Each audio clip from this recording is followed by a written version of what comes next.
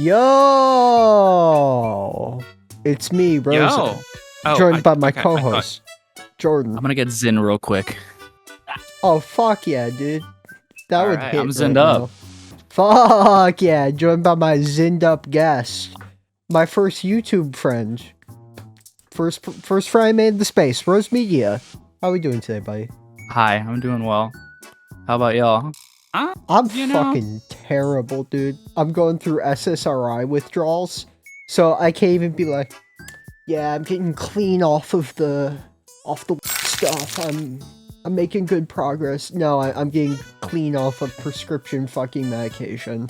And it's kicking me in my ass. How about you, Jordan? Geez, I can't really compete with that. But yeah, I'm the doing big okay. victim.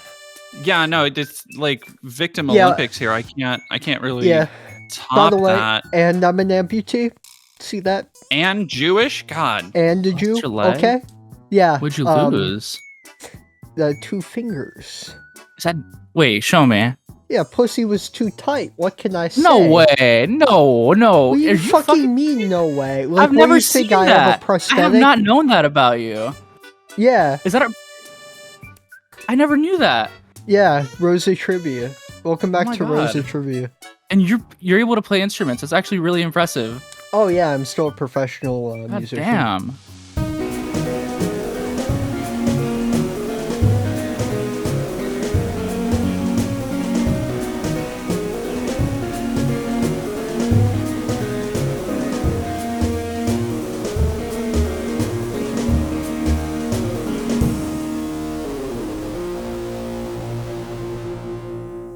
I'm like Django Reinhardt, but with titties. You know what I mean? Yeah. Shout out Django Reinhardt. Except he had it harder. He was a righty that only had 3 fingers on his left hand. Yeah. Probably one of my favorite musicians of all time. Yeah. I remember when I took piano classes, our teacher would show us like this video of a person with 1 finger, like on each hand, playing piano and being like, if she can do it, you guys can. Oh, and yeah. Just being like, she was like playing symphonies. When I record, that's fucked up. like when I record, It is. when I record piano, I mostly just do 2 takes. I only have like a 2-octave keyboard on my desk, so I usually do left hand in 1 take with my right hand, and the right hand in 1 take with my right hand. Yeah. I'm working on a jazz EP right now. It's been a lot of fun. What kind of music have you been working on? Me? Yeah. It's difficult to work on music because my the person I write with is always busy. Damn. So we're like in between. Like I gotta write up a bunch of lyrics, which I've been putting off for months. But besides that, my I'll just. dad's gay. I'm really bad at My mom's writing. gay. So I'll just. You mentioned how like you'll record your piano bits like with one like separately. Yeah. I cannot. I want to learn one day. I really want to learn piano, but I cannot play with both hands. So I feel like I'd have to do that just because I'm inept. Yeah. You don't have an excuse. I get to not be talented. I can be Literally. like, I am a physically disabled, neurodivergent, transsexual, who's Jewish, by the way. Again, I want to bring up So many that boxes. there's one person here ticking all the diversity boxes, and it's not me. I'm Yeah. Latinx. And I they're actually- Latinx. Shout out the Latinx community. I actually think that like clears all that. Like I That's have to true. go through the wall. I have to break it down. You had to build bridges. As you can tell by my thick accent, like Not you can really walls. tell that Oh, it was yeah. difficult assimilating. You know. I'm saying, Are you a fellow New Yorker? Me? Yeah. No. Oh, okay. you're Southern. Yes. I'm just saying, exactly. I Try to am. speak a little bit more. Try to speak a little more Americano. Slow. A little hombre, slower. Like I'm. Por favor. Don't use too much woke language. You know, I won't Yeah, be able to sorry. understand. Yeah, I don't get all this woke shit. as No well. neo-pronouns or anything. You know, like I won't get it. I'm Southern. Neo-pronoun. That's my favorite discourse. I like that they made new ones. I think that's funny. I think it's cool. I would love for example. I don't know if it's a real one, but Gem or Gem. Yeah. Imagine Xi Jinping came out and was like, "I'm Xi Jinping," that'd be fucking awesome. What's up, Beijing? I was about to make that joke of like, no, my pronouns are Xi Jinping. That's what I had. My Those pronouns. as my pronouns are America, freedom flag. Loki, I'd love to adopt Neo. Sorry. No, it's good. I was walking and I saw one of those fucking bumper stickers and like, okay, bumper stickers are. I don't think there is such thing as a good bumper sticker. I disagree. If I'm being honest. Honk and I'll kill myself. I like don't bump me, I'll come. But I have a couple good bumper stickers. It's like music shops I've driven out far to go to, like cool instrument stores. I have a support your local musician one, an IWW one, and a love thy neighbor one. All right, that's narrow kind of down. libbed up of me. That is kind of libbed up to me. Super fucking libbed up. I don't know. My mom got it for me for Passover. Brianna Wu over here. Yeah, she got it for me for Passover. I'm not gonna be like, this fucking libbed up bumper sticker. Let me revise my statement then. I don't think there are any good political bumper stickers when people are trying to be funny. That's true. There's because I was walking by one, and like here's the thing: is that even if it's something I technically agree with, if it's just like a cringe dumbass bumper sticker, it makes me think you're an asshole, even if you're not technically on my ideological opposite. Yeah, I do fucking hate like people complain about like the right-wing bumper stickers because like they're worse. They can be awesome. But they're hilarious. Have you ever considered that? And like the woke ones are like, abort Trump. Oh yeah. Or my favorite one is I saw on a Cybertruck. I bought this before Elon went crazy. I was like, if that Cybertruck. Yeah, you didn't. That's not true. Dude, like if those fucking things didn't have cameras in the side of it, I would have made the largest swastika on the side of that fucking car in the history of mankind. I like unhinged bumper stickers. So fucked up and anti-Semitic of you. Oh, my bad, guys. I'd like to make an apology to the community. I personally really like unhinged ones. Yeah, the bump me and I'll come. That's I can kind of get down with that actually. I really want to get the honk and I'll kill myself one. Like honk and I'll kill myself. Pretty good. Like just ones that are like, okay, like if you have a nice car, I feel like it doesn't work. But if you have a beater and it looks like it's fucked up, and you are willing to just like you're on your last dollar, like you don't care anymore, I think it adds to the aesthetic. It's perfect. I knew a graffiti artist who said bumper stickers would just make stencils and then fucking spray paint shit on the back of his car. See, now that's actually that's a novel twist on the idea. That's raw. There's like dedication to that. What do you think of people who do anime all over their cars? I do. Oh I my think god! that these people should be killed. Like, I did killed. a double take because I had a fucking I had an Uber. Was it Uber? I think it was an Uber Eats driver who dropped off some food, and the entire back half of his car was just like busty big titty anime waifus. Oh, you know, some people do deserve to be poor and driving Uber Eats. I'm sorry, but you should be beneath me. I couldn't stop myself from like giving him to his face like a really? What are you doing? Like oh yeah, I walked up to this car like fucking get a load of this guy, like holy shit. Okay. I have some shirts that I bought when I was in psychosis when I was like 17 and 18 that are like really dumb and just like edgy, and I have them in my closet still, and I'll look at them and I'll be like, god damn, why did I buy this? And I'm like, oh yeah, I was like not getting sleep for like multiple days on end. I did buy a shirt once when I was really high. It's Benjamin Netanyahu, and it's him like on a gun range targeting thing, and it says Netanyahu. My shirt was a big titted fucking anime girl smoking weed. Smoking weed.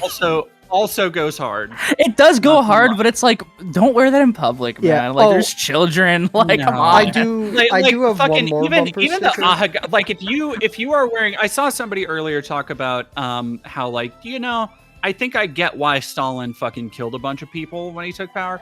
And it was over, oh God, I forgot what. It was over some kind of argument. Oh, no, it was over talking about how like a lot of old entertainment has a lot of like Jewish themes in it and liberal subversions and all this shit. And it was just talking about like old movies and shit. And I think I feel the same way about like people in Ahaga shirts. Like it turns me into like it brings out the darkest part of me. Like it brings out like the Homelander in me, where I'm just like, oh no, you need to like be put right to death. You're wearing a fucking Ahaga. Like, you deserve extinction. The other bumper sticker that pisses me off is a Bad Dragon bumper sticker. It's like, what? What's like, that? I see that. And that shit is like, shut up. I hate you. I hate you. What's Bad Dragon? You wouldn't get that. I'm gonna look it up. Oh, it's on the dildo company, right? Yeah, it's the dildo company. It is. Oh my god. They come with bumper stickers like iPods? That's crazy. Yeah, it is fucking crazy that people will put them on their car too. I had a classmate in a political science class. Of course. I'll have you know, I was the only one that didn't raise their hand when the teacher asked, "Do you support human rights?" Oh, let's go. I was like, that's some it's a liberal concept. That's some liberal bullshit. Where'd that shit come from? It's actually tied to Christianity. Yeah, where'd that shit come from in the quite cave? Fucking funny. No, Bad Dragon, I think Bad Dragon stickers are actually based. I think that's different. No, shut up, you fucking pervert. We should put Bad Dragon stickers on conservative cars. I will say I did literally just get a 9-inch vibrating strap-on, so I think that I'm worse. What the fuck are you saying? You were like, the other day you were talking to me on Twitter, you're like, you're on levels of gooning I can't comprehend. wait, who said that? Rosa did? I said that you make me look normal. Rosa, you cannot speak. No, I said that you made me look normal, and I proceeded to with my friend. So it's like, if it's not true, at least I don't retweet that shit, though. At least I keep the weird porn I look at to myself. What do y'all think of truck nuts? Oh, they're awesome. I love truck nuts. That's Americana. I think that's Americana. No, that's true. I think it's so tacky it wraps around to becoming like camp. I had it's dudes rock shit. It's like you look at it and you're like, hell yeah, brother. Like Nick Mullen would put truck nuts on his car. I think that makes them cool. I think anybody could do truck nuts at this point as a bit, you know? No, I did know somebody who had a like a 97 Civic, like complete shitbox. They installed a fucking trailer winch, giant one, so they could put truck nuts on their fucking We could revolutionize the game. Good fucking bit. What about truck bush? I don't think people would get it. No, I don't. I feel like would. I feel like if your exhaust is backfiring, you're bound to get exhaust bush. So just run your fuel richer. Yeah, that's right. I work with motors. I'm fucking good. I love you, car. Is that coffee or tea or water? It's black coffee. Oh wow. My water's right. Black coffee with sugar or just straight black? If it had sugar in it, it wouldn't be black coffee. Yeah, that's what someone tells me, but I doubt that. Just get off those. You need that heavy shit. You're getting off SSRIs. You need the fucking. Oh yeah, dude. No, like, fucking Freddy's coming for you, shit. Yeah, I wish that my fucking dealer wasn't in prison. That's all I'll say. Yeah, you need. By the way, if you need that Nightmare on Elm Street blend. By the way, if you want to be my new dealer, leave a comment down below. I'll cut it. Just leave the PO box. Hey, we need sponsors. Like, you're looking for sponsors. Like, hey, local dealer. If it's Colombian, I'm interested. Just plug a Telegram chat. Plug a Telegram chat at the end of the sponsor. At the end of the podcast. Oh my god, that would be fucking crazy. Dude, like, honestly. Wait, can people just like send us cigarettes to a PO box? Cause like buy me American Spirit Browns and send it to the PO box. I want some shitty family. Like, you helped me through a hard place in my life. Shut up. Send me American Spirit Browns to our PO box. Stop that. I love those comments. I love getting those support. Yeah, YouTube. real shit. It does make me happy, but you know what makes me happier? American. The sponsor of today's episode, British American Tobacco, creators of American Spirit and Lucky Strike, the only two unfiltered cigarettes on the market. British American Tobacco. We're proud to manifesting be it. sponsored by the West India Trading Company. They used to run a little thing called BAT Honda in Formula One. Ever hear about that? Is that BTS? Sorry, the British Empire used to run a little thing called the fucking World. Do you ever hear about it? No. Oh wait, actually, I realized. I've seen fake pictures from space that NASA has fabricated. They're not fucking real because we obviously live on a flat disc. Dude, why is it that all of my flat earther friends are literally Latinx? I don't get it. Can you explain that to me? Can you psychoanalyze? Well, it's because we're all Catholics. That's true. Oh wait, actually, I realized. You didn't say who you are or what you do. Who are you? What do you do? Fucking riffing for like 15 minutes. I'm Hamui. I run a channel called Rose Media with a few other people. Like I got editors and people who make thumbnails because I'm untalented. I can't do that. You do kind of suck. Yeah, I do.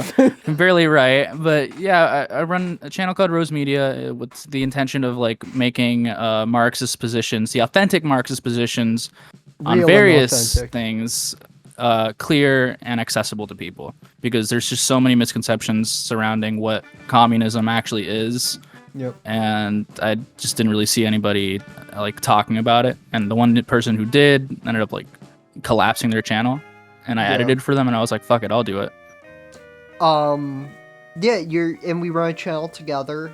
The audiobooks thing with the Solar Collective, Library of the Communist Left. Check it out. We work on that together.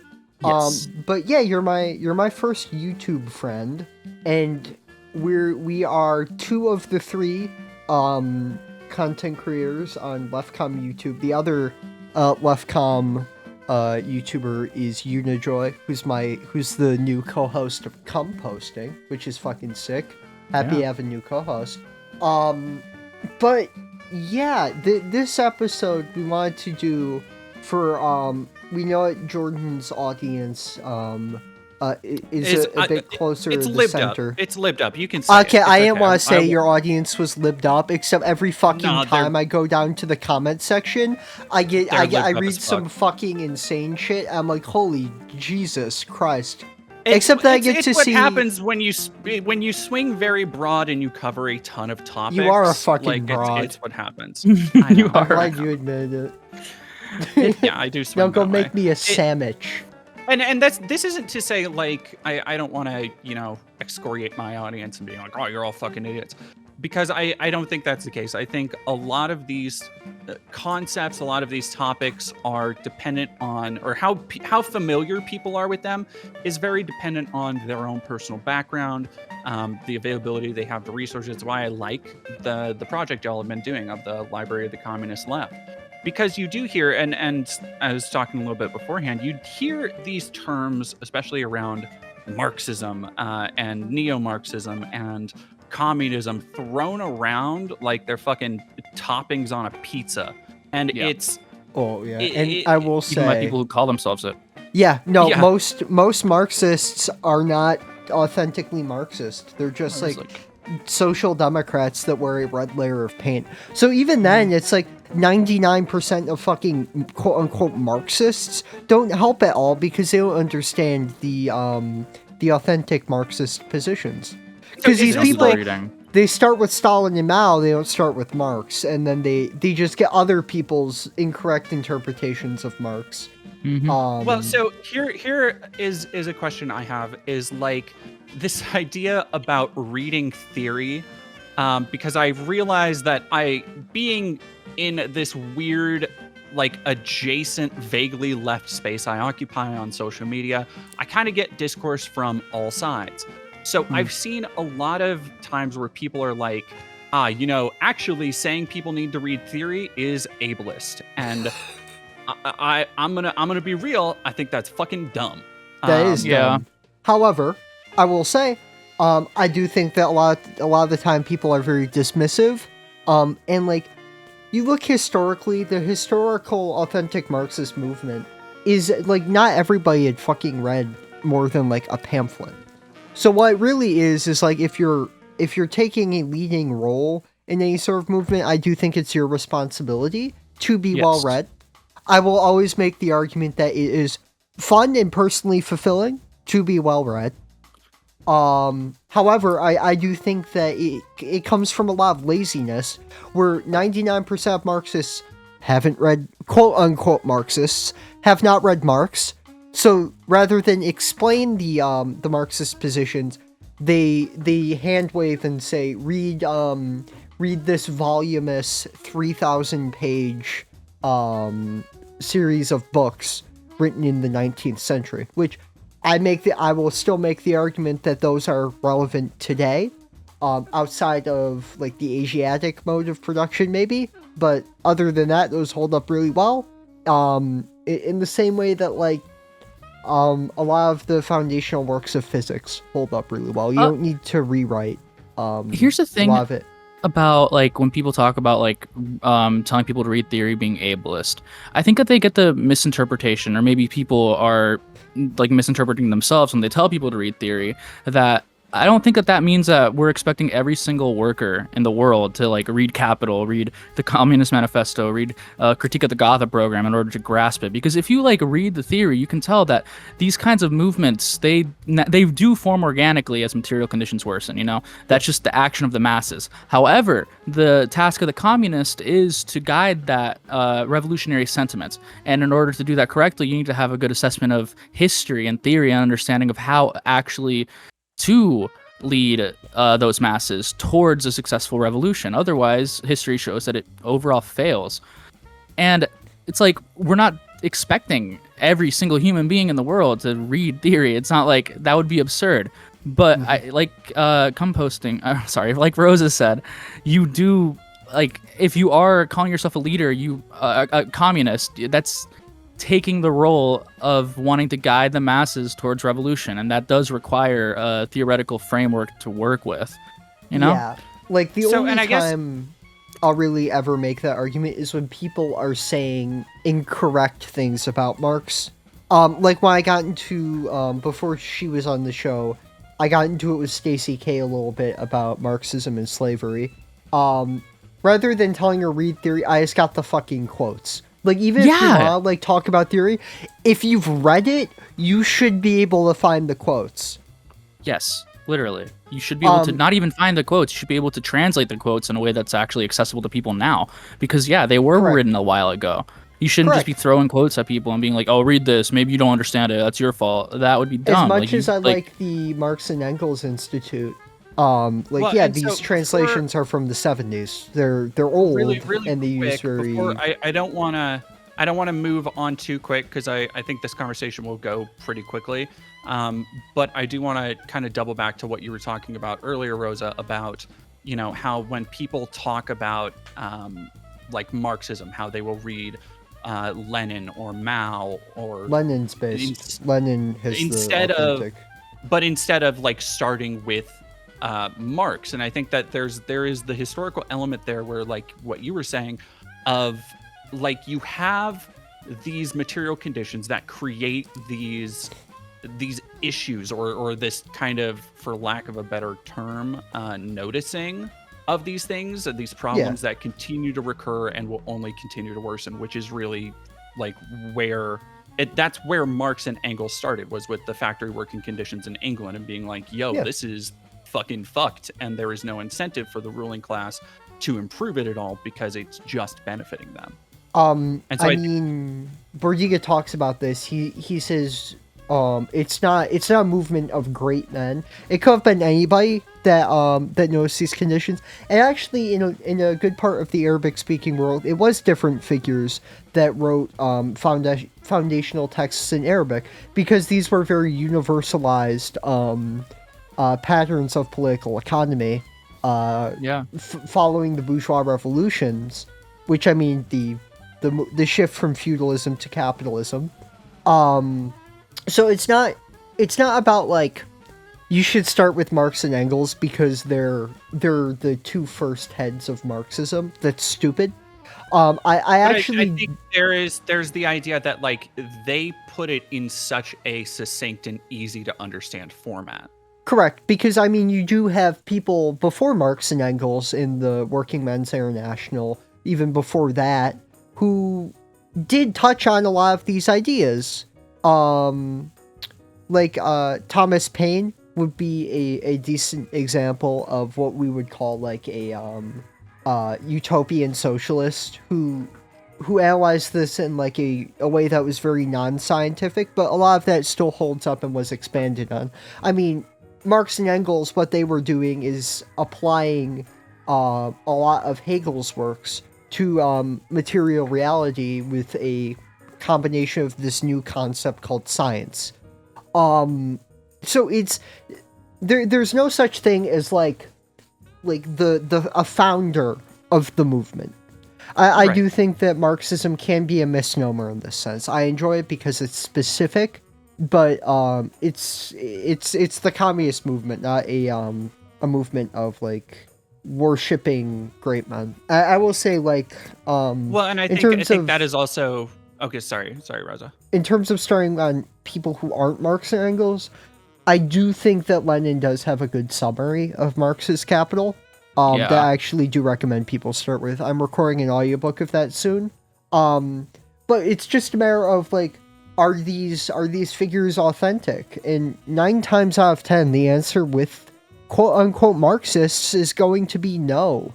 You're gonna have figures like Richard Wolff who want a continuation of capitalist exploitation, but with a worker's stake in commodity production, which spits in the face of anything to do with Marxism. But then really you quick, see, because we're already getting in the weeds, and I kind of figured this would happen, which is fine. Like this is all great stuff, but we keep throwing out, Lenin, Hegel, Marx, Engels, all of these people that, again, assume we're talking to a lived up audience here. that's true. I kind of want to ask, and Zen, maybe you can help with this. Yep. How do I put this? Kind of walk me through the different sphere of communist ideologies. Like, what is when people? Because here's another thing. This is a fun thing I've had to argue with and talk about, even in my chat. Is like I've been accused of being a tanky because I agree with some communist and Marxist things, and that's I'm not a tanky. But if you could, in your words, in kind of a broadly educational way, what are the different kind of schools of Marxist thought in a very, again, in a broad way, and then kind of what differentiates like a Maoist, a Leninist, a Marxist, tanky, all of that stuff. So this is actually where I think that the reading, like having Marx and Engels as a foundation, is very important, because if you have a grasp of like their concepts, you are able to analyze the ideas of Mao and Stalin and other communist, quote unquote, communist leaders in the 20th century, and you're able to see the ideas that they had and just compare it to that of Marx, Engels, and Lenin, and see that they really were not Marxists in any sense. So I don't really believe in there being like these spheres of Marxism, because I really do just think that there's like real Marxism, this analysis of historical materialism, like really studying material conditions and the sentiment that they bring about, and the workers' movements that come from it, and the tasks at hand that result from that. And then there's revisionism, which just completely it takes the face of Marxism, but it isn't. Yeah, and So it applies it in a way that just helps with popularity and gaining political power to lead working people astray. Because at the end of the day, even if these people have read Marx or Lenin, they're taking shortcuts. Like you have people like Mao who advocated for small business owners collaborating with the working class in a working class uprising, and you see where that went with Mao only achieving the capitalism in China and a bourgeois capitalist revolution, which again was historically progressive in the sense that he moved past feudalism. However, that's not authentically Marxist in a meaningful sense. There are no multiple spheres of Marxism. It is one continuous movement, with a lot of people trying to latch onto it because it is the real workers' movement. It's the only real workers' movement. And of course, you want to sort of attach yourself to that. I guess one of my big questions is then kind of looking at how whenever the term communism is brought up, and like I was saying earlier, you have a lot of shit where, you know, Trump will call Nancy Pelosi or Chuck Schumer, let's say, radical Marxist Democrats and communist liberals and all this shit, which is obviously laughable. But it's done because, you know, framing these things under the guise of communism, like especially in America since the 50s, arguably before that, but really since the 50s, concretely, the American government has had a massive ideological project of portraying communism as like this great evil that, you know, it's a scourge that must be kept from American society at all costs. And I kind of wanted to ask about that, like, why? I feel it's going to be a very obvious answer, but why is communism so often depicted as this terrible, evil thing? Because it's antithetical, in my opinion, it's antithetical to like the prevailing mode of production, like what the state operates on and all the state actors operate on. So it's fundamentally, it's opposed to everything that the system is. So it is evil to the system in that sense. I mean, like you see this in every country with capitalism in the world. So every country in the world except for North Sentinel Island, basically, of people, the powers that be, making communism into either the great boogeyman, which it is. Communism is the great boogeyman against capitalism. They fundamentally opposed. They fear it because of the fact that, yes, we are fundamentally opposed to liberalism. Yes, we are fundamentally opposed to democracy. Yes, we are fundamentally opposed to capitalism. And yes, it is the goal of our movement to tear it down. So, are they wrong to deride it as an evil thing? No. It's a movement not obsessed with their moralism, not obsessed with their liberal ideologies. So, in their mind, it is evil. It is directly advocating for an overthrow of the systems of power that led to them having exorbitant wealth and exorbitant influence. And in countries outside of the U.S., like Vietnam, for example, you have this idea of communism is this national movement, as this national liberator, as this movement of collaboration with the working class and a local capitalist class to overthrow colonialism, which Marxism has nothing to do with. That's a historical task of the bourgeoisie. Yes, that is the task of the capitalist class. Is a progressive task? I would argue in some instances, yes. Absolutely. However, does that have anything to do with communism or Marxism? No, absolutely not.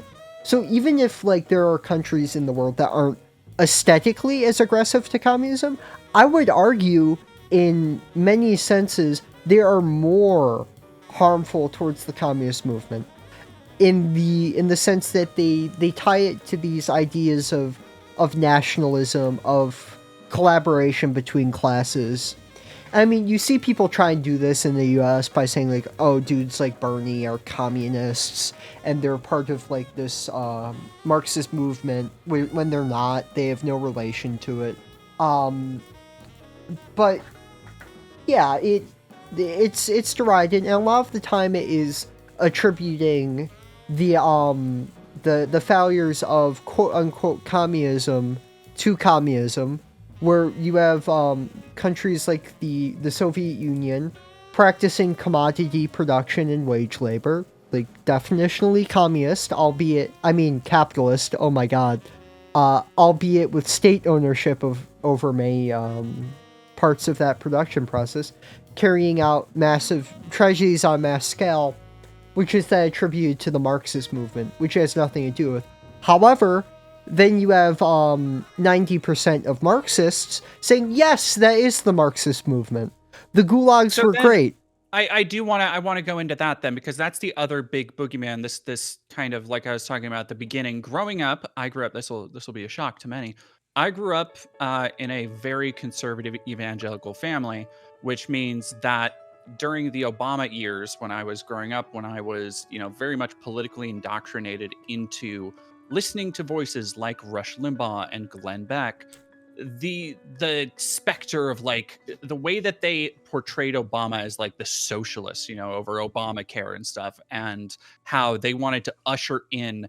I always found it interesting, or I find it interesting now looking back, how the big threat to so many people, and we can talk about this as one issue in a second, but the big threat that so many politicians love to talk about with communism is that, like, oh, you're not going to be able to own anything, which is funny because, like, when you look around now at capitalism, like, most people don't own anything. You have loans, you rent. All of our media consumption is now, like, so much of it is done through streaming services where you don't actually own or have any physical media. So it's like that part of it is always funny to me. We're not advocating for the people's toothbrush here. That's gross. That's nasty. Right. Well, and I want to address that, but I also want to address kind of the other big, like, thing that you would hear, and the talking points that I was in a very real way indoctrinated with against communism is, all of the mass death, all of the, the people who died from famine, the people who were rounded up and put in gulags, and kind of what is the, like, what's the, I don't know if you can even use the term justification for some of that shit, but what is the, what happened there? What's the deal? It was for the sake of the profit motive. Same thing as the Holocaust. Okay, no, sorry, Zen, you go. Okay, so when it comes to, like, the actual actions taken by these countries, which are, called communist, you can very clearly draw a line that shows that they operate under the same mode of production which the United States does, just under state ownership. And in some cases, like, that varies to an extent. Now, I do think that a lot of people, when they talk about, like, oh, the horrors of communism, like, oh my God, like, they killed children, they killed the Romanovs, they went and they did all this horrible shit. I think Lenin has a really good quote on that, which I looked up just now. It's from a letter to American workers, and it's just him just talking about how this system already has so much atrocity. Like, it has so many atrocities that are committed, but they're completely excused because it's for the sake of this system. So no matter,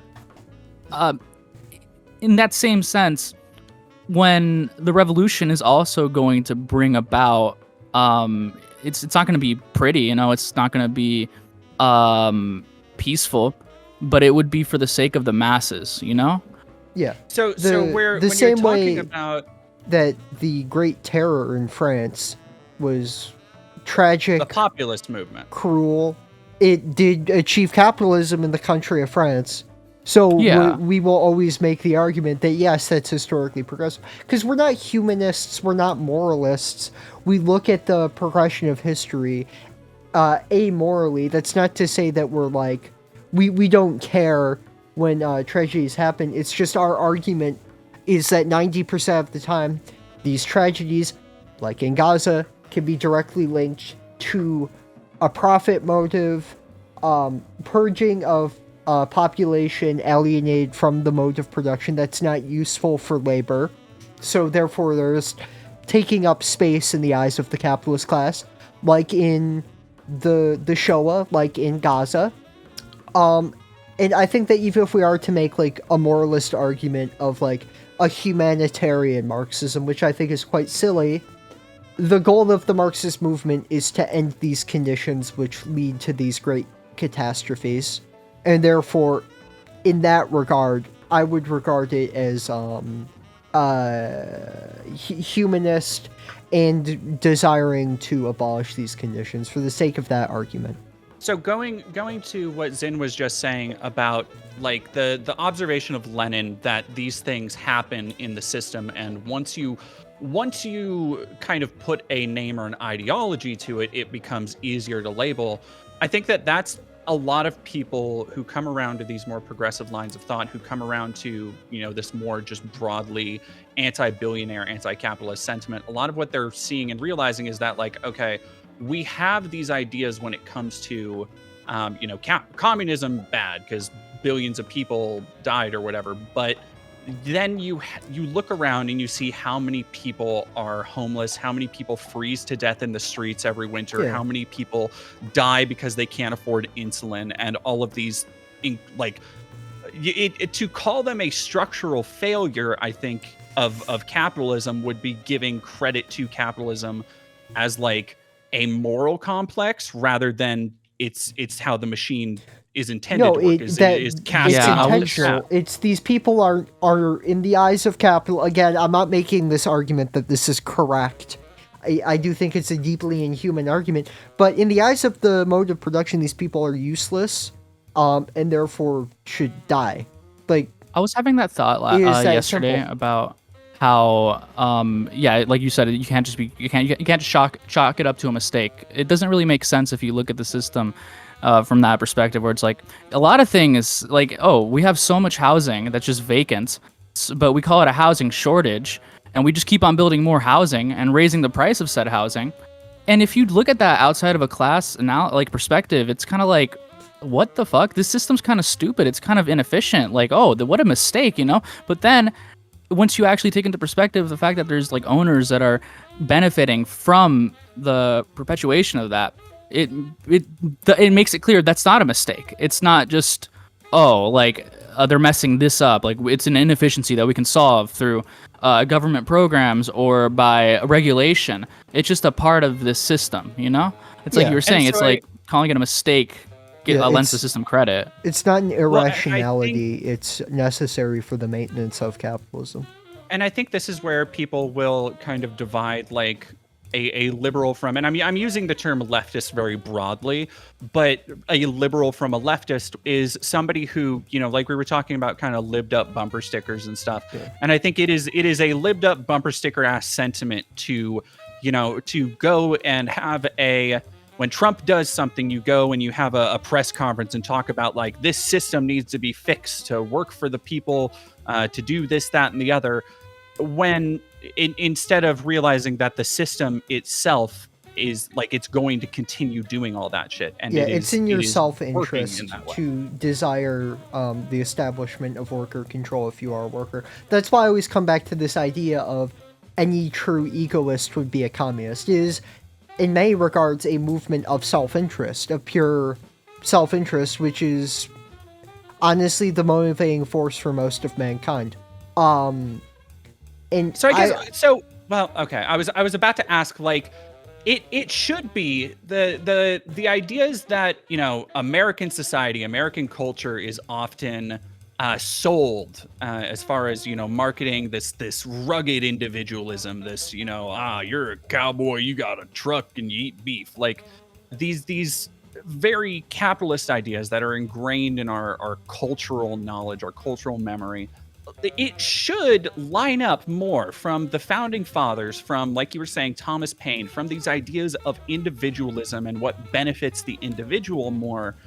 Like, these workers' movements, these things should be more in the conversation of, like, the American ideology, or what a stereotype of American ideology should be, I guess. And I'm curious, like, outside of propaganda, which I think has been incredibly effective in America, why do you think more people don't turn to this as a movement, as a solution? Currently? Or... Yeah, I guess we can say contemporaneously for the sake of the question. I think right now, it is just because there have been so many mechanisms put into place to make it difficult for people to organize, and we are in a position where crisis has not become as intensified because American hegemony has been, stable for the last 75 years now. So we haven't really seen the conditions which are necessary for workers to really start feeling a need for things to change, and they start organizing, which historically, when you look at those kinds of conditions, that is when people actually start coming together and creating the union. So that's like the first step of workers' organization. I think that it's Proper not a matter unions, of just like not like Teamsters unions where the bosses are a part of it and they exist to collaborate with the capitalist class. I'd like to make that clarification. Yeah. Just for the sake of clarity.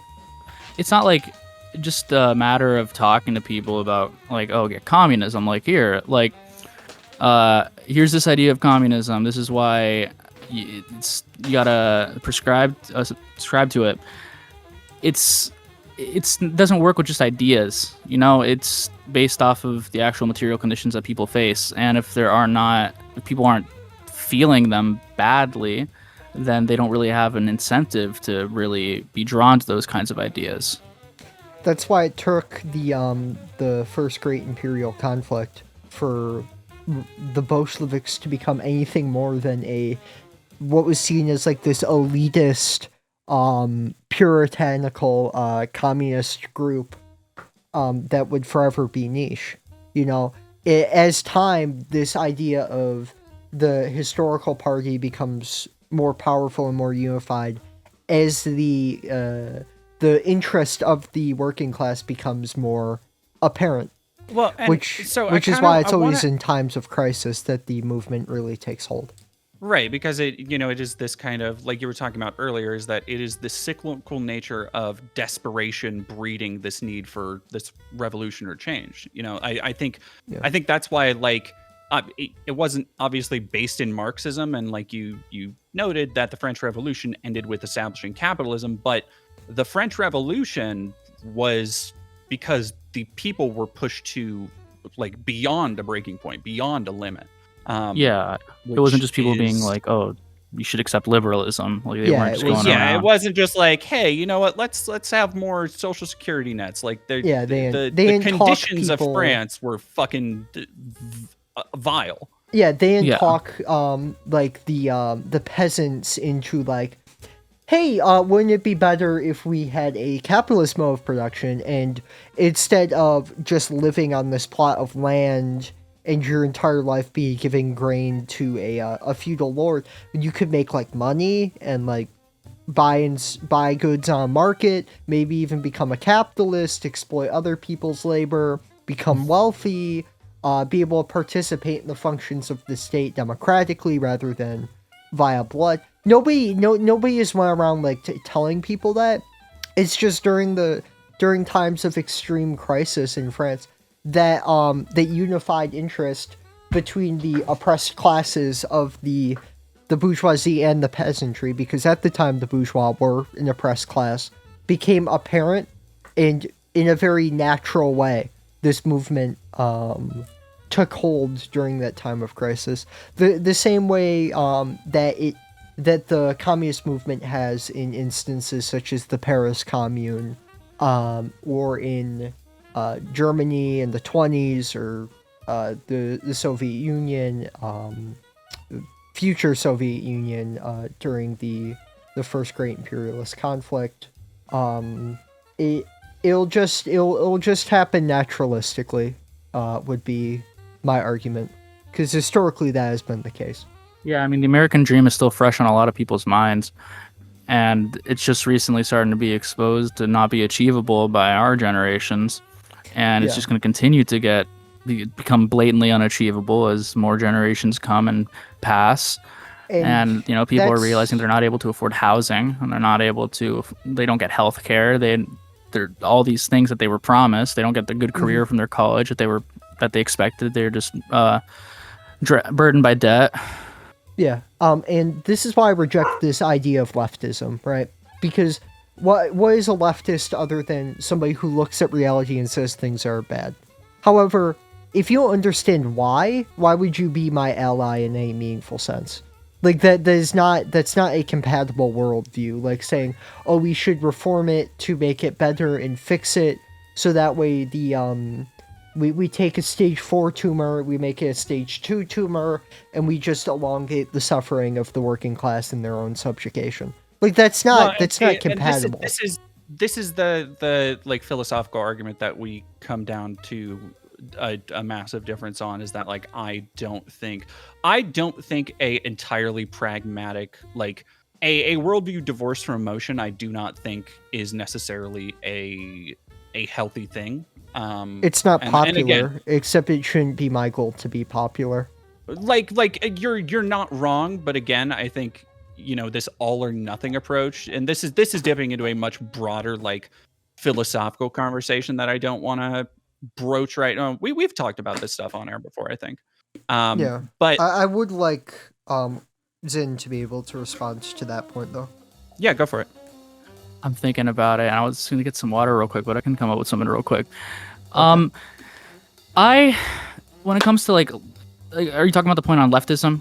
And, Yeah, this idea of Yeah. broad leftism and Marxism as a worldview being too divorced from emotion. I don't necessarily think it is divorced from emotion, because at the end of the day, you are talking to the sentiments of workers and the experiences that they live through. We just have the education to actually be able to explain those sentiments that they feel. Yeah. So and- I guess the problem that I have, what Rosa was talking about like leftists versus communists, is that leftists aren't necessarily able to. They might identify the issue, but they're not able to identify the tasks that are at hand in order to solve the issue.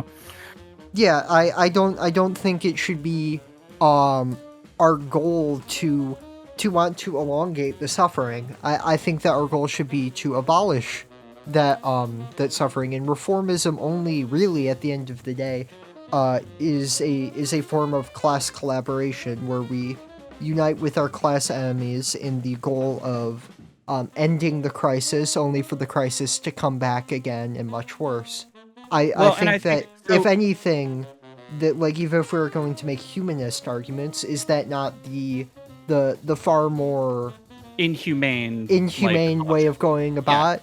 Rather, because a lot of what it comes down to is rhetorical popularity. And like, I understand that my ideas aren't popular. If I wanted my ideas to be popular, I'd do the same grift every quote-unquote communist does, where I say I'm a communist, and then I proceed to parrot Democrat and Social Democrat talking points while painting myself in a radical coat of paint, the way that 99% of these fucking leftist content creators do. Okay, so but walk with me here, because you were talking Sure. about the overall arc of history and progressing the idea of a progressivism as an idea of moving history forward towards this broad workers movement. And I think not broad workers movement, but a defined workers movement and the abolishment of like capital. And I think that like a lot of that, like you were talking about, Zin, you're able to put these emotions and these feelings into words because you have the education.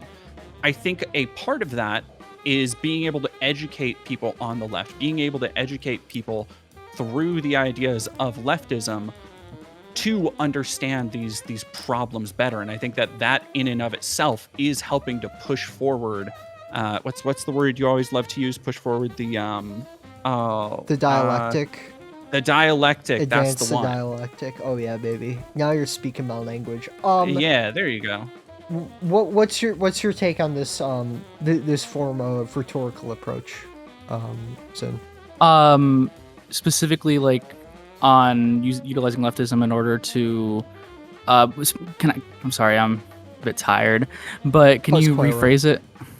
Just the idea that like by having people to educate and explain these ideas, by having a broader leftist movement that, and I do agree with you on most things, Rosa, but I think the idea of this all or nothing revolution or nothing, like revolution or shit just keeps getting worse, I think is, and again, like you were talking about like a humanist idea of that being the whatever. That's beside the point. I don't want to overdo it for Zin, but like, yeah, the idea that pushing forward the progress towards these ideas and a broad understanding of them in an educated way, like a broad understanding and showing people that like, hey, capitalism is not your friend. These forces working against you are not your friend. Marxism, communism, these are things that hold not necessarily the answers, but hold observations about the world that do apply to you. I do think that you're able to communicate those ideas, utilize like you are able to showcase why the system is working to your disadvantage. I think that the importance when it comes to like leftism and Marxism is just showing why necessarily like a lot of leftist approaches don't end up resulting in the end of the suffering that people experience. Like, for example, in Value, Price, and Profit, Marx talks about wages and how a lot of times wage raises are like insufficient. Like a lot of times unions will fight for wage raises and then they don't really bring the progress that they would expect that you would expect that too.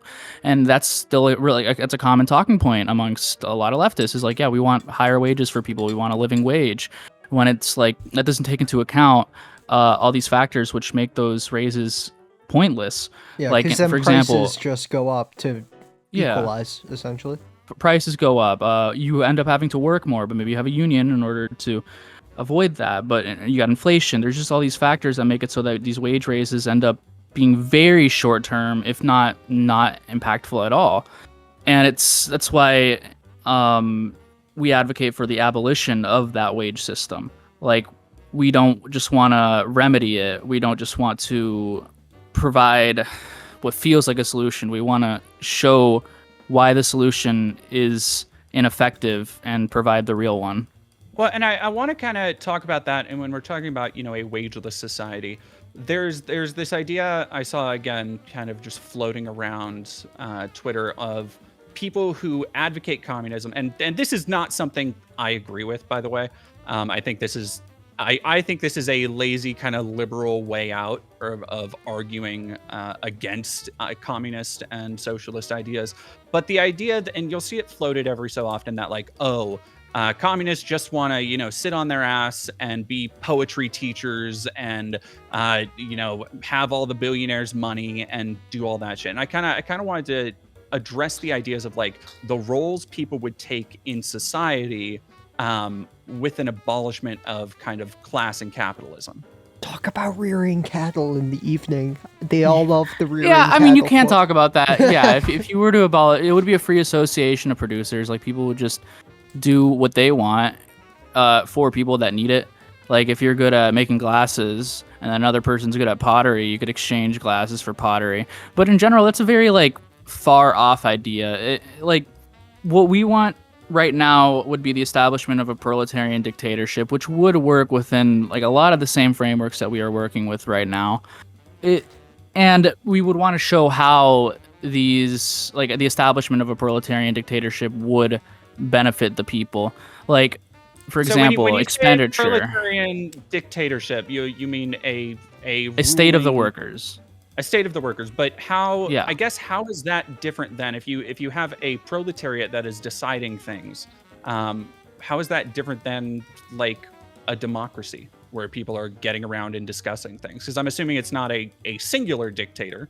No, it would have to have the exclusion of the capitalist class from actual discussion in the processes of states. Right now, the state apparatus is built to maintain the interests of the capitalist class, and you can see that when it comes to its structuring, like with lobbying, for example, in the United States, you have a bunch of corporate interests which are able to go to politicians and bribe them in order to get what they want to go through. And then you have these campaigns which are funded by these same interests, and it doesn't really work you can't really change that apparatus because it is designed for that purpose. It's just like that apparatus was created to serve the purpose of the bourgeoisie after their revolutions, And for that reason, you can't just like vote in a certain amount of people and then establish a better society for the masses. I mean, because at the end, it's been tried before, and yeah. Without fail, it just leads to, during a time of crisis, the capitalist class eliminating the facade of democracy to establish an open dictatorship of the bourgeoisie or capitalist class. Y'all mind if I go get water real quick? No worries. No, I'll be right back. 2 cups of water. Wow. Hell yeah. So I don't have to get Damn, a big jug. That Latinx thirsty. What the hell? It is. I am. I love water. Shout water. I love so water. I kind of wanted Zan, I kind of wanted to ask, what is the distinct? Because again, going back to the way people hear these terms thrown around so often, is in terms of disparaging, Democrats and liberals. And socialism is a term that gets mixed up with communism quite a lot. I do not think the average American could tell you the definition, or more importantly, the differences between socialism and communism. So I was wondering if you could just lay that out in as succinct of terms as possible. The differences between socialism and communism? Yeah. Socialism and communism, like if you look at the way that Marx, Engels, and Lenin both talked about it, like they are at the end of the day the same thing. But I guess they have, sorry, my grandma. Okay, the difference between socialism and communism. My opinion, there isn't a difference because were both used interchangeably by Marx and Engels and Lenin. Now, if you talk to a Marxist-Leninist, they'll tell you that there is a distinction because Lenin did typically use socialism to describe lower phase communism, which is the lower phase of communism, which would just be there's still vestigials of the capitalist mode of production. Like that would still have labor vouchers, not necessarily as a form of currency, but it wouldn't quite be that each according to their ability, from each according to their ability to each according to their need, that higher phase communism would be. Now, then, that is how Lenin presented, like the lower phase communism and upper phase communism, they're both classless, stateless, and moneyless societies. Now, if you talk to a Marxist-Leninist, a lower phase communism would be the dictatorship of the proletariat, which is, like we were talking about earlier, a state ran by workers for the interest of workers. So you see how it's like really muddied? How it's hard to really be like, even for us, it's hard to really describe the differences between the two. Yeah. That's why I always come back to, socialism, that word means nothing. Because contemporaneously, it's a very, very, very slippery term. I mean, I don't know, like, you have the Social Republic of Italy, that was a self-described socialist state. You have socialists like Bernie Sanders who still advocate for capitalism, but with a more human face. That's why I kind of abandoned the word socialism, even if it is used by Marx, Engels, and Lenin, just because it does tend to mean social democracy or capitalism with some concessions, or a lot of the time just like, I don't know, fascist shit where it's like acting like it's a collaboration of classes when it's really not. It's socialism is quite a slippery term. That's why we kind of take the more quote unquote Bordigist approach of saying lower phase communism, upper phase communism, dictatorship of the proletariat, because I think that these are more accurate and succinct terms of describing these phases of the communist movement. So when you talk about Bordiga, because Bordiga is one I hear you reference a lot, kind of explain to me what makes the theory around Bordiga more appealing to you, or how you feel more accurate or more applicable. Do you want to go in, or do you want me to go? I would personally think, Bordiga does Bordiga. I kept on saying Bordiga in the video that I recorded, and people gave me shit for it. Because I'm afraid of having an N-word slip up. That's why. I'm serious. When I read that, I feel like it's pronounced like that. But Bordiga generally has a better understanding. Bro. You can say it. Bordiga generally has a better understanding of. I'm just dropping the N-word. Bordiga generally has a better understanding of what Lenin actually stood for. Yeah, so in that sense, he's a true Leninist. Yeah, he's able to present those ideas correctly. It's not a obsession with like this individual of Bordiga, more so the contiguous historical movement that he represented from Marx to Engels to Lenin, to this idea of the communist left. And the reason I reference him instead of like Marx, Engels, or Lenin very frequently is because like the figures of Marx, Engels, and Lenin are co-opted by Trotskyists, by Stalinists, by Maoists, by even social democrats in a way that Bordiga is not, because of the fact that a lot of his work is showing the contiguous movement of communism rather than... I don't know, I said rather than. His work is showing the continuous movement from Marx, Engels, Lenin, to him, to the communist left today. Personally, I haven't read as much Bordiga as Rosa has. I've mainly been focusing on Marx, Engels, and Lenin. And from what I have read from Bordiga, he does uphold the principles which they laid down and the observations which they laid down. And that's seen when he critiqued Stalin, like in dialogue with Stalin, where he showed why the Soviet Union wasn't socialist, like Stalin claimed it was. And in like the same way that Lenin, like he did make theoretical contributions, but they always have their basis in Marx, right?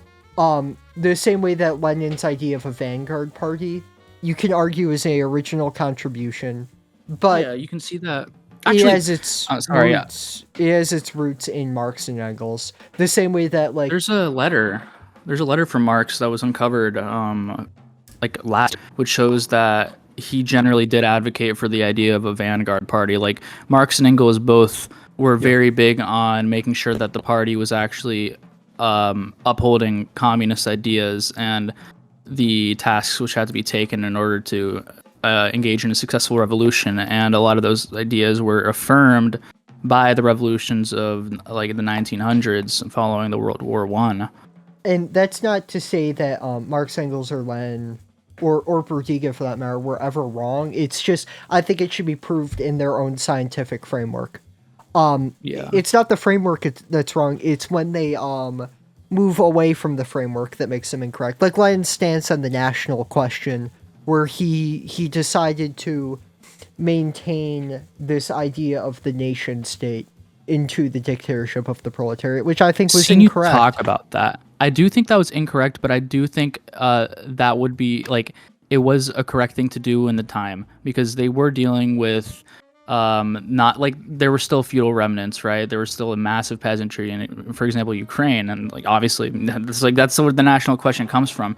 It's like in the dictatorship of the Constituent Assembly results and the dictatorship of the proletariat. He talks about how like that question of national liberation, it's like not something that you can handle beforehand. Absolutely. Like it really has to be adapted to the conditions you're working with. And in that case, there was a massive peasantry, which had a lot of backwards ideas. And in order to gain that peasantry as a friend, they went ahead and proposed this idea of like national autonomy for Ukraine. And I haven't read the work sadly yet by Rosa, but basically she just talks about the shortcomings of Lenin when it comes to the Bolshevik Revolution, and she talks about how like, I feel like there wasn't enough power to workers, but it does make sense in the historical context, like the conditions that they were working with, there had to be concessions. And my argument would be that the conditions weren't ready for the dictatorship of the proletariat, which is why that revolution did end up failing. Like, everything happens for a reason. We can't just make the argument that he did everything right, or even that it's about him. We use he as sort of a insert for that movement. It's not, like I said, it's not about individuals. It just makes it easier to talk about, rather than just say like, the Bolshevik party or whatever. I mean, like there are other issues like his obsession with or the party's obsession with the democratic process, when a lot of time like you have this idea of like the organic process, where it's just you have the same framework, you have the same interests, you have the same ideas. You don't need to vote on everything. Not everything needs to be fucking paperwork, and not everything needs to be like this long-winded process. You do need action, especially during a revolutionary moment. So I have a question while you're kind of, I heard you mention Bolshevism and Bolsheviks, and I kind of want to talk a little bit about the relationship between anti-communist sentiment and anti-Semitism, because they've kind of been like now I feel, at least in America, they're kind of disambiguated, but since the beginning of communism and Marxism, they've been like heavily intertwined. When you go and you look at like the Russian secret police and the Dreyfus affair and all that shit, like so much of it had to do with Dreyfus.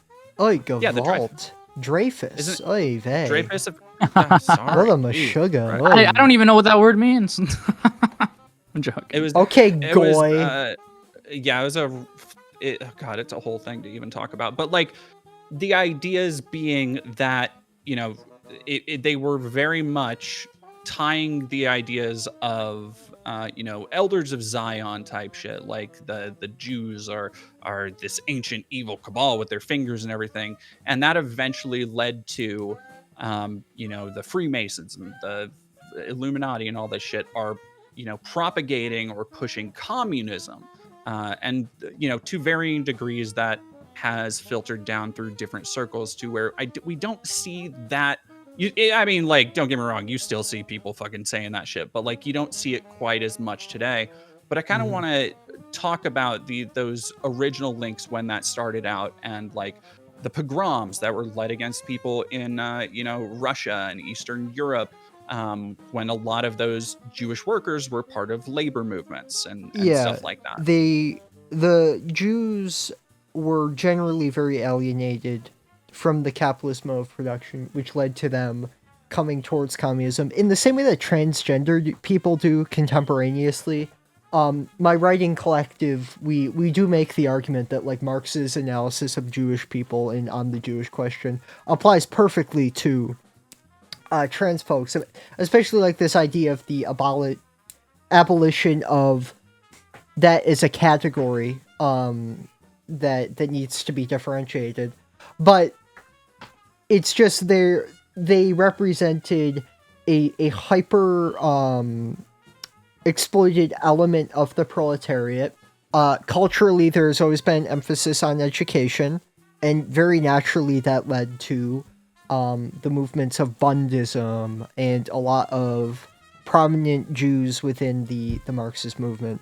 And it's a similar thing where you see as exploitation becomes more and more extreme, the exploited masses come towards the communist movement in a very natural way, in the same way that transgender people have, in the same way that a lot of black people did in the early 20th century.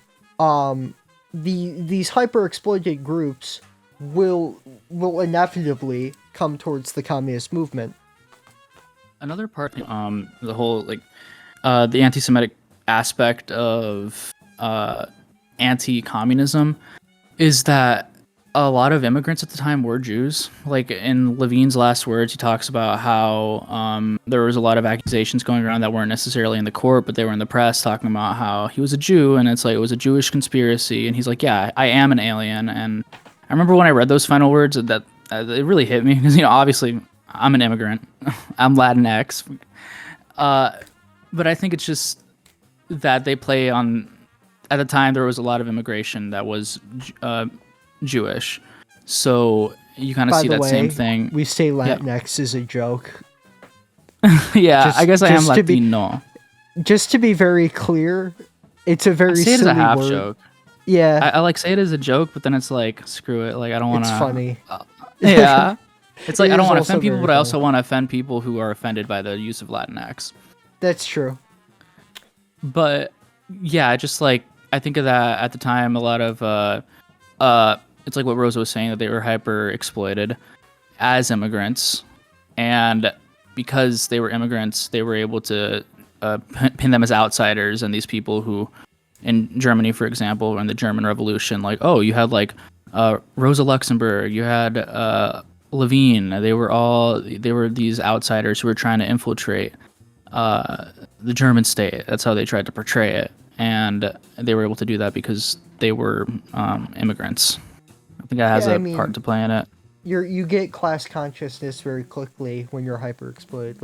Like in sex work, it's a very visceral realization of the dynamics of labor exploitation through coerced sex. I mean, it's only natural that when these conditions of exploitation become very clear to a subset of the working class, that they will turn towards the movement. Which is it's just a very natural historical process. Well, and I think that to your point, that's why in the civil rights movement there was so much kind of Marxist and communist, not directly, but certainly taking influence Yeah. for people like Fred Hampton and Huey Newton, Mhm. and to a lesser extent like MLK. I disagree with MLK being at all influenced by Marx. He wrote about Marx's Capital, completely disagreed with Marxism. I think it's very easy to use MLK as a tool and sort of say he had some socialist ideas, but no, not really. He had some social democratic ones. I don't think that he's a person that can really be claimed by the communist movement. I think it's disrespectful to King and really quite dishonest. No offense to you. It's just something I see. Oh no, I quite meant commonly. more that like the reason that it's brought up is because of the declassified like CIA and FBI files that mention him like partying and discussing communism and hanging out with communists. I meant it more in that frame, not as Oh, in yeah, terms yeah. of like where you go back to other revolutionary actors, like you have Fred Hampton, who is talking about these broad intersectional movements, who is talking about like we need to build bridges with motherfuckers in the KKK because of all the systems working against them are working against us. That's why I make the argument that even though the Black Panther Party had many Stalinist influences, that they represented the single most advanced working class movement in the United States of the 21st century. And like historically and contemporaneously, that's why communist movements, the most passionate advocates for them are often the very dispossessed, the Roma, the blacks, the transgenders, etc., etc., etc. I think in the United States, like when you see this movement taking hold, you see the presence of immigrants, of black people, of queer folks, and it just kind of shows that historical process because we're the first people to realize our own condition. Obviously, as time goes they're on, the most exploited. We will become a minority within the movement, and that's fine because it's done on a working class scale. It's just that the elements of the working class that are afforded more luxuries will always be the last to come over. That's why like you see more women than you see men a lot of the time. Well, and I think again to your point, like going back and reading like Fred Hampton's speeches and writings, one of the things that really sticks out is how much he focuses on and puts a spotlight on the women in the movement and the role that they have to not not being subservient in any way, but in leadership and in helping. And I think that like I say, he's a very easy figure to criticize. I do think it's quite lazy. A lot of left communists' engagement with the Black Panther Party, bordering on racist a lot of the time, even where I find a it's lot of like very the way that they quickly dismissed. educated people, at them, like you were talking about earlier about how they are a really good example of a working class movement as it developed. Like the fact that they had schooling for people. That's exactly what a party would do. Like it's exactly what you want a proletarian party to do. You wanted to show they made that dual power in every sense of the word. They made a system of power outside of the mainstream American mode of production. They essentially set up Soviets in a more modernist sense, which again is why they're the single most advanced working class movement in the history of the United States, even more so than guys like DeLeon. They achieved a lot more than anything else, and that's why I do think that although we should critique the theoretical failings of the Black Panther Party. I mean, like I said, same way that there is a reason that Lenin failed, there has to be a reason that the Black Panther Party failed. I think it's our job as Marxists to criticize so we can iterate on these movements. But I do think that they are a decent example, although with a different theoretical basis in the modern day, of what a communistic movement within the United States would look like. But I think it still goes to your point of these kind of historical cycles, like we were talking about earlier, where you have It is just people basing how the world should be, how they want to affect change in their community on a much smaller scale. It was not a national revolution, but basing it on these systems that are working against them, that they are noticing, that have worked against their family, their parents before them, working against their children as it was happening.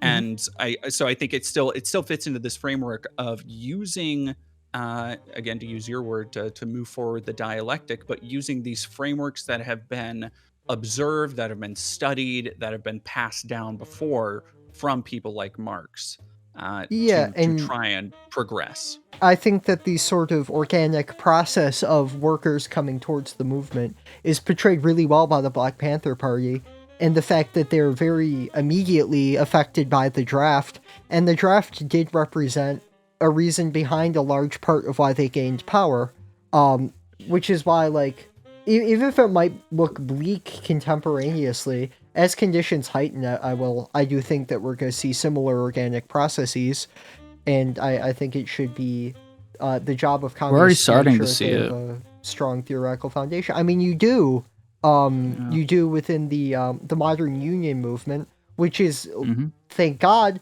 very disconnected from these completely bought mafioso unions like the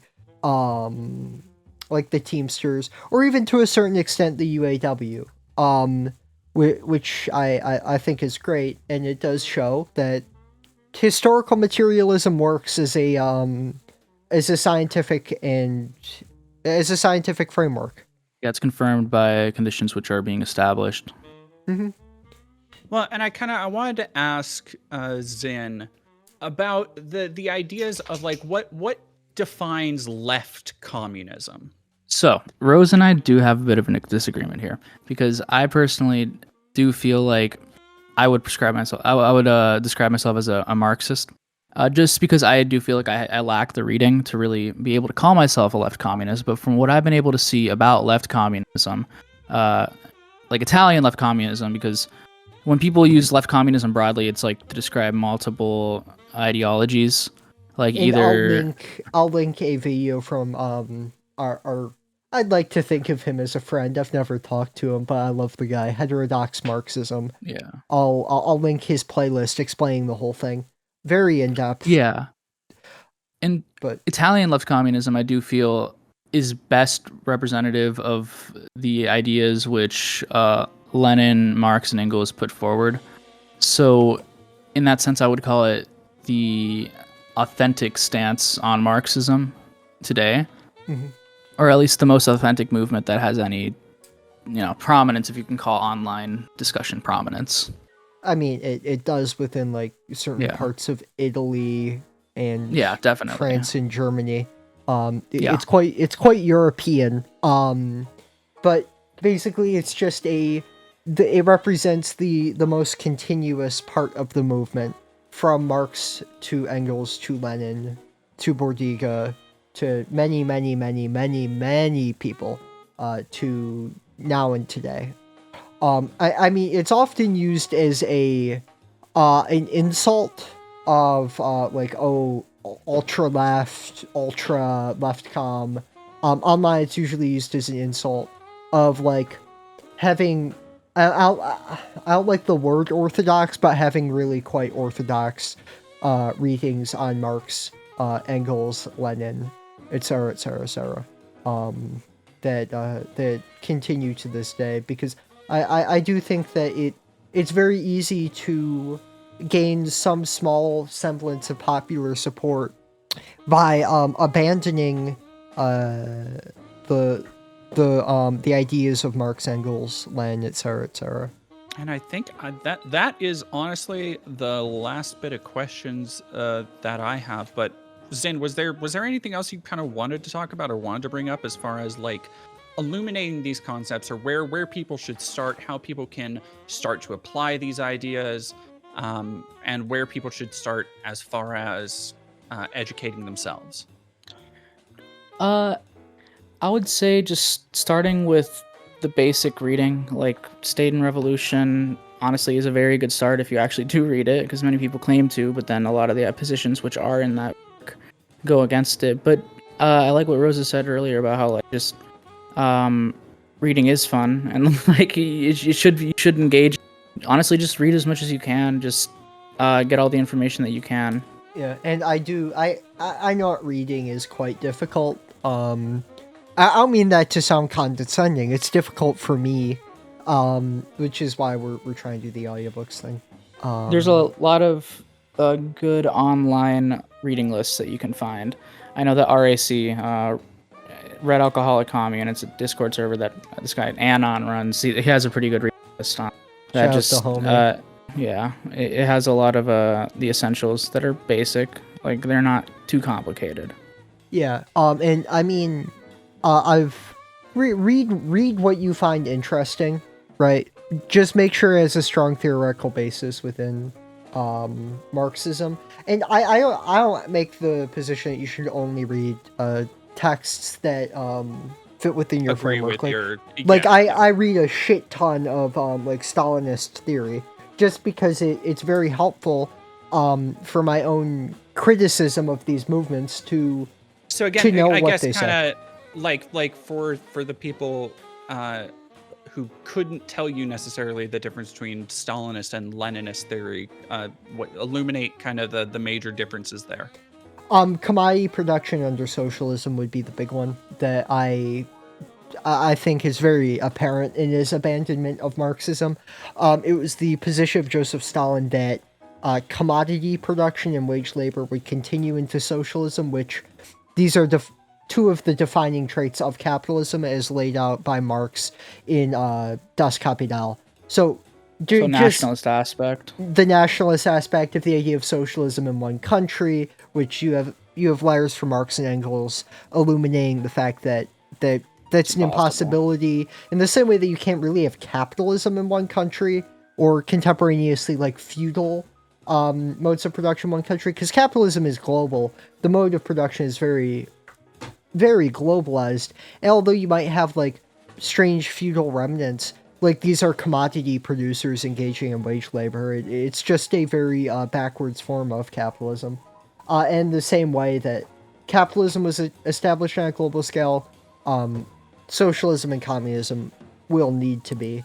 Other ones are his abandonment of Lenin's ideas of not participating in inter-imperialist wars, his formation of unnecessary treaties with capitalist powers.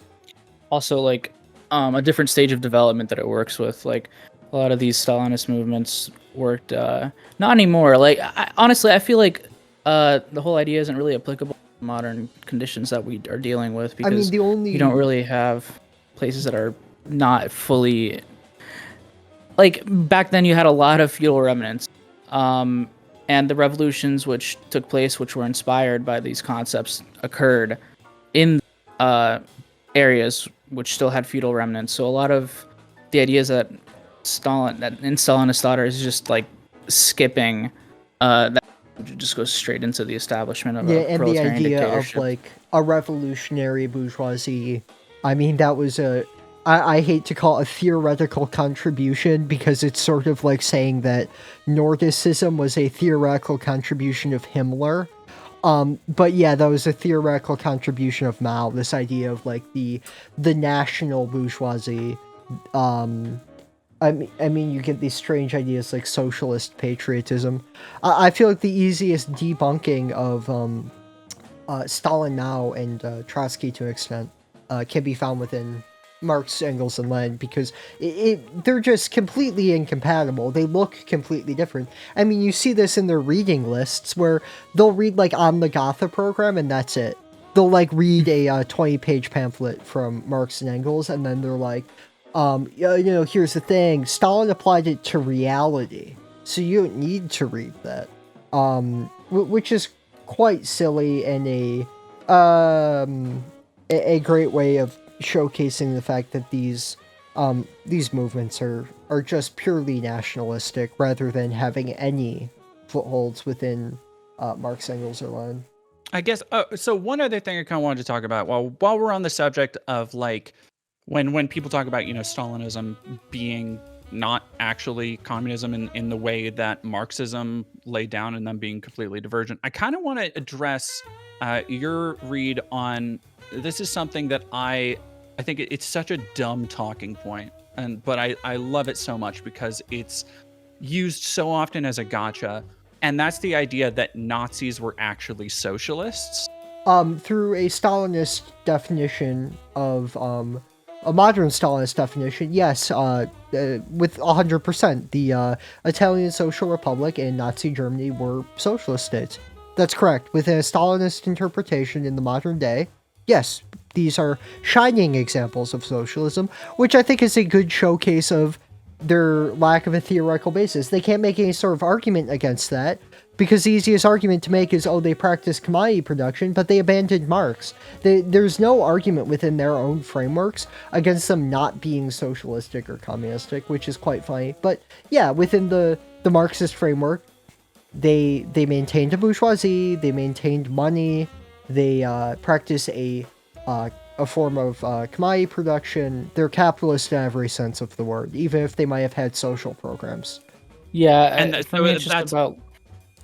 Because I mean, yeah, they did establish social programs, and they did establish a lot of public-private partnerships and create quote-unquote unions, very large ones.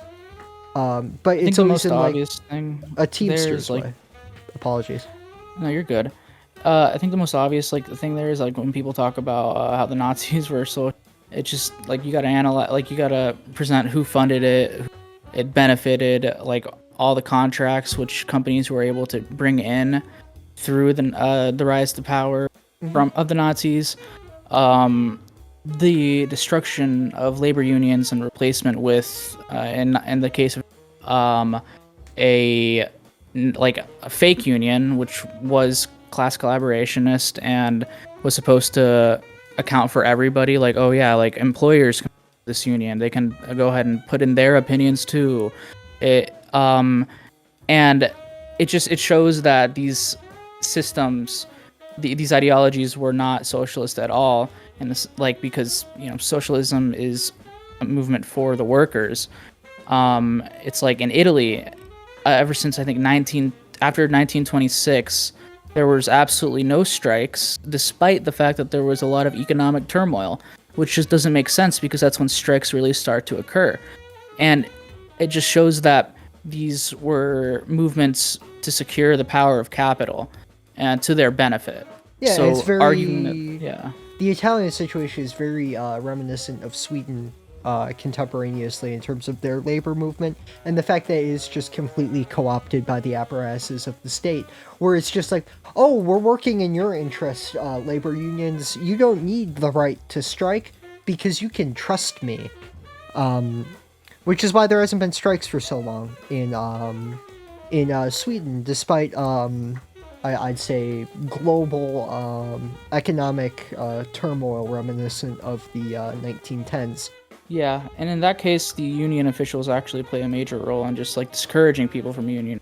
So they tell them that there's no need to, or they try their hardest to stop, not unionizing from striking. I meant like they try their hardest to stop any initiation of strikes, any general strikes, especially. The use generally of the they union as a class weapon. Yeah, they play the role of like de-escalating that. Exactly. But yeah, it's as silly to call them socialist as it is to call the Soviet Union socialist after 1923. Well, I mean, it was a I actually did the proletariat, want to talk a bit about fascism because honestly, yes, that's what I was. That was what I was expecting to talk about. One thing that I like, a lot of times, a lot of people describe fascism to be class collaborationist as if that's something unique to fascism, which in Bordiga says in a report on fascism, that's not something unique to fascism as a state system or as a movement. Like, that whole idea of national, like everybody coming together, all classes coming together for national interests can be seen within liberal democracy itself, which is that a is point the that I made. basis of liberal democracy. Yeah.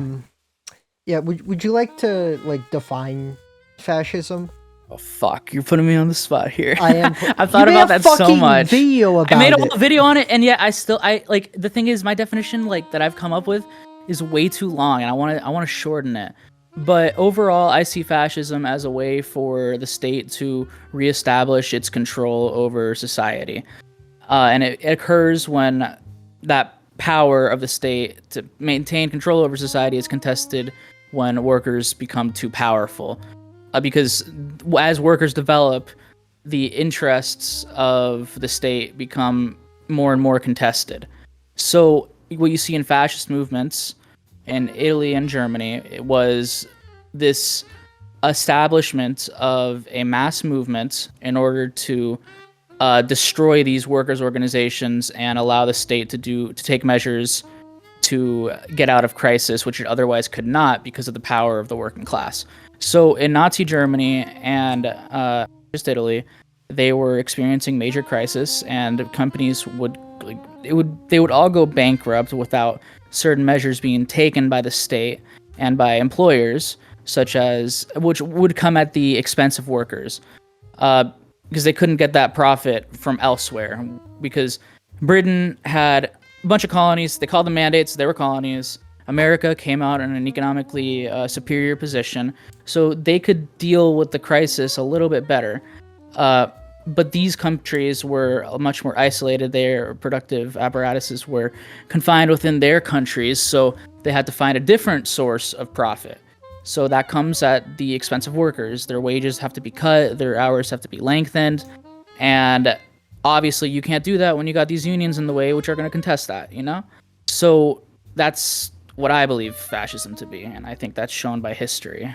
Yeah, I mean there are certain elements to its establishment, like special units of armed men is the term that Trotsky used, correct?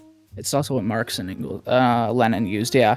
These special bodies of armed men, that's like what shows that it comes out of the social crisis, is that it has to mobilize the middle class, because the middle class is very irritated by the situation. They feel trapped, as they're the first to really feel the burden of economic crisis, right? They don't have the money like capitalists do to deal with it, so they end up going under. And a lot of times, when fascism did rise, workers were not able to talk to that anger which the middle class felt. So that anger was able to be utilized by these fascist movements. I mean, in the case of Germany, they were very much so able to do that. They just decide, no, let's not, which is great. Shout out the KAPD. Wait, and what? Oh yeah, absolutely, yeah. Oh god, like the KPD, literally, they had so much power, they had so much influence in in 1923 was situation worsened in Germany. They got a lot of influence among the workers who started to feel they started feeling betrayed by unions and the SPD, and they turned to the KPD, and they weren't able to assess the situation and see that these were really revolutionary conditions that they should be taking advantage of. So they postponed preparation until last minute, and that completely, it fucked it up. It went nowhere, because once they started preparing, it was too late. And when I was reading about that for the recent video, because I didn't expect to have to learn about the 1923 German Revolution, which I barely knew anything about this one, is just how... What was it that I was just thinking? I lose my train of thought so fast. It's just so crazy how much went wrong in that situation, and how big of a role something that happened 10 years before the rise of Hitler, that event played in allowing Hitler to rise. I mean, it's probably the biggest historical failure of communism. Yeah. I mean, of Stalinism. Apologies. Fuck, there was specifically this thing from Bordiga that I was thinking about, which is frustrating me now. In the red light, are you thinking of In the Red Light of Sacrifice? I'm thinking about from that thesis. What is it? That's the one I sent you the other day that mentions the Rome thesis.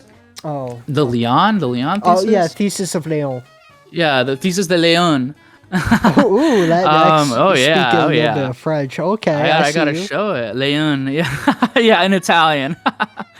God, I'm trying. It just shows that the KPD and the parties in Italy were just not able to take advantage of these revolutionary conditions, which were challenging the stability of capitalism, and their failure to do that played such a big hand in fascism rising. So I guess that's what I was gonna say like earlier, is that like I wish I could just I've been trying to condense all these ideas into like a very simple definition of fascism. Well, I mean, it's such a complicated. It's such a thing. it is. It really is. Like with this in mind, would you say that the conditions for fascism exist in the United States or were achieved by Donald Trump? Well, in this case, the state does not have to take the measures which the fascist states of before had to take in order to do what it wants to. Like, there are no strong workers' organizations currently to contest any actions that the state wants to take. So, yeah, you can look at what the state is doing right now and say it is comparable to what the fascists did in Italy and Germany, but that's more of a testament to how liberal democracy itself works. Yeah, I think that a lot of the time it's just letting liberal democracy off the hook the way we talk about Trump, you know? Because I think he is a perfect example of the inhuman satanic evil represented by liberal democracy. Yeah, absolutely. Like, it is capable of so much bad. Which is why it should be criticized as such. I think, like, a lot of the time, like, when I make these points, like, in your comment section, I see, like, Rosa, how can you say this when it's so bad? It is really bad. Like, the reason I'm saying this is because it's bad, but I want you to identify why it is bad, and the fact that we don't need, that there is no return to liberal democracy, because we never really left. Even if Trump is suspending a large part of the democratic process, he is not, he's at best something new, you know, at most he's something new rather than a fascist. At the very least, he's just a liberal, with a very pragmatic look at power, in the same way that Putin views power through a very pragmatic lens. Yeah. So where do you fall then on the, because a lot of the kind of classical definitions of fascism, or a lot of people will point you towards Umberto Eco, and I figured I would get that from you, Rosa. But okay, so Umberto 14 Eco, points, yeah. The 14 points, I will say one thing. Read his How to Write an Essay. I think that's a fantastic work. I do like his works on writing. I do quite like Eco, but in that regard, but Zin, I'll let you talk about the 14 points. I think that it largely ignores the class function of fascism. Like, it is a point within there, like, oppression of workers, and then appeal to the middle class, and then this, you know, the benefit to favoring corporate interest, but it kind of treats it as just, you know, another point on a list, as if it's not a very, very core function to what fascism really is. Because you can see a lot of these other aspects of fascism, which he lists in his 14 points, in other liberal democracies. Yeah, he equates the secondary characteristics of fascism as being as important as its core bases. Which is why it's absolutely incorrect. Even though certain points that he makes are correct, the issue is the obsession with secondary characteristics, like the whole anti-intellectualism and book burnings point. Like, it's like the creation of a scapegoat too. It's like, just look at 50s America, the Red Scare, blaming black people and communism. It's like, you can see that all over liberal democracy. Yeah, it's not exclusive to fascism. I mean, Napoleon even created minority scapegoats. Would you argue that Napoleon was a fascist? No, he was like the liberal guy. He's like, yeah. But Rosa, did you have anything else? Where can people find you? No, wait, actually. But wait, no, actually, yeah. Answer that first. RoseMedia YT on YouTube. I like that at the end of my website. Yeah, I do fuck with you. I like that at the end of my episode, you said RoseMediaYT.com. Did I really? Yeah, it's not a domain that you own. Did I really? Yeah. Why did I do that? Hey, I was I a don't couple know. drinks in. I was a couple Yeah. drinks in. I was having a fun time. We read a whole. Dude, I had to cut read a out. whole article. I'm not even kidding. I had to cut out 5 minutes and 20 seconds of you just talking. That makes me about, so sad. of you talking about different types of racial slurs. Okay. Oh well, you fucking that was a two-person effort That was right a there. All lively right. discussion. Yeah. Um, Did you cut out the part where you said that you love how I'm like working around them when you were just saying them? no, don't you? No, no, no, no, no, no, no, no, no, no, no. Yo, Don't please put say- that on the Patreon. That's got to go on the Patreon. No, no, no. Okay, I didn't say anything bad.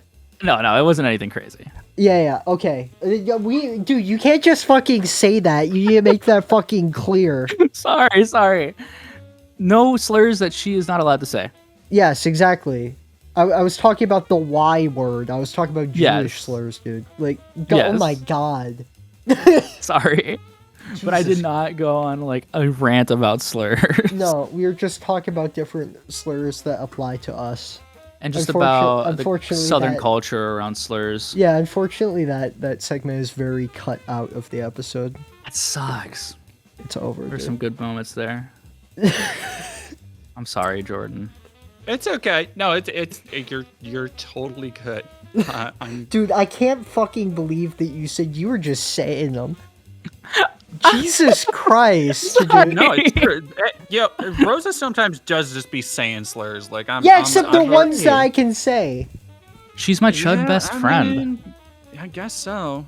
What do you mean you guess so? Shut up, you Nordic freak. Nordic free. Okay. Yeah. Are you Nordic? Mostly, yeah. They're so Oh, wow. fucking Nordic. It's messed up, dude. I get scared whenever I see them. That's true. I have like insanely Aryan physiognomy. It's fucked up.